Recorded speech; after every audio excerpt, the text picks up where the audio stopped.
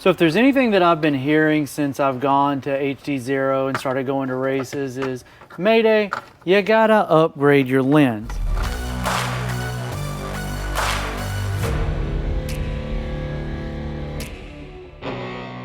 If I had $1 for every time somebody told me I needed to take my HDZero Nano 90 camera and upgrade the lens on it, then, well, at least I could afford one of these extra lenses. But is it really even worth the effort? Let's head to the field and find out.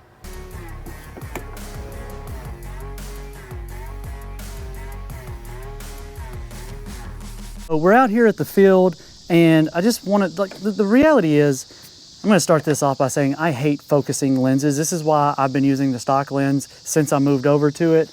And here it is. And it's, here, the other thing is, like, this is a $65 camera, and this is a $10 lens. That makes this a $75 camera if you want to do this upgrade. So to me, it really has to be worth it, and it has to really change the way that flying is going to be done for me, and I'm going to have to feel it while I'm out here at the field, which is why I came out here with this to take a look at it. So stock lens, and here is the aftermarket one, and it's, you know, it's extremely similar, and it may be even the exact same as like the Predator Nano 5. So if you flew that camera, you're kind of used to the way this lens looks. It's very, very similar. Now I've got the 533 little print. I can't recall at the top of my head who made it, but they do sell it at 533, and you can get just the print if you want to print it yourself. But the idea here is you just screw this on and it focuses it, and you don't have to deal with the lock ring, which again is why I've never really upgraded the lens to begin with. So I want to show you how easy it is, because I have put one on and focused it. I just haven't gone out here and flew it yet, but we're going to put it on here, a new camera, and we're going to do it just like this, and you're going to get to see from the GoPro and from the goggle view how this is going to look. So I'm going to, just to kind of preface this, I'm going to go ahead and take this lens out and the lock ring, because we're going to see a before and after, or stock versus aftermarket, kind of upgraded rather. I don't really call it aftermarket.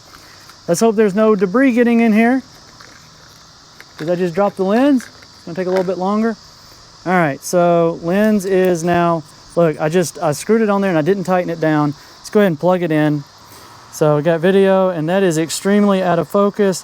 Now let's see if I can get it focused in. I'm gonna move it to where I can see the field. Seeing my knees, let's see, there we go. Tight, tight. Oh, you gotta get on there real good. Let's see. See how that does. I'm going to call that in focus. We're going to roll with that. Like my knees, that was really easy. Maybe it's not so bad. But let's see how it does and how it feels. And what you're going to see here is you're going to see the stock lens and the aftermarket lens, and I'll let you figure out which one, and I'll put it up in just a moment. So let's hit the track.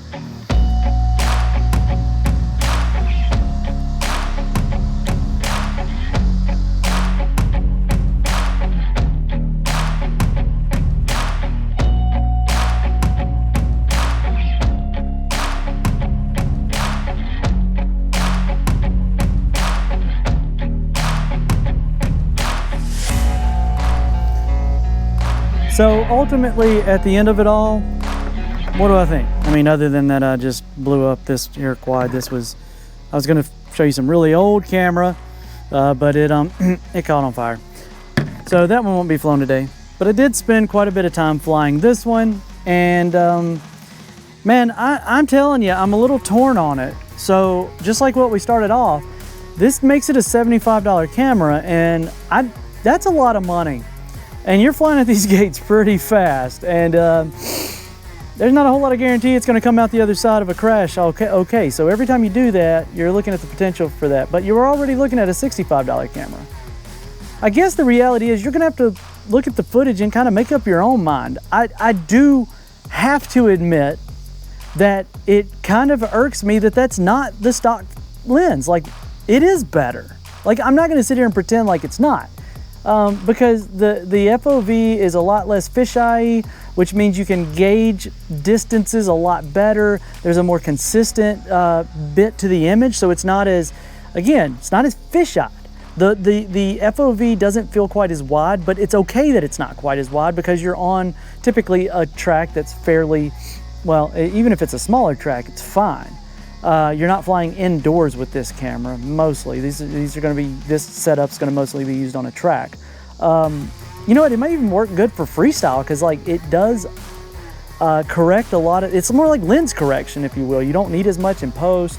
if you're into that thing like I am, but it does seem to fly a lot more, I don't want to say it flies better, but it allows you as the pilot and the operator to have a little bit better sense of where you are. Like, I felt more comfortable getting closer to a gate.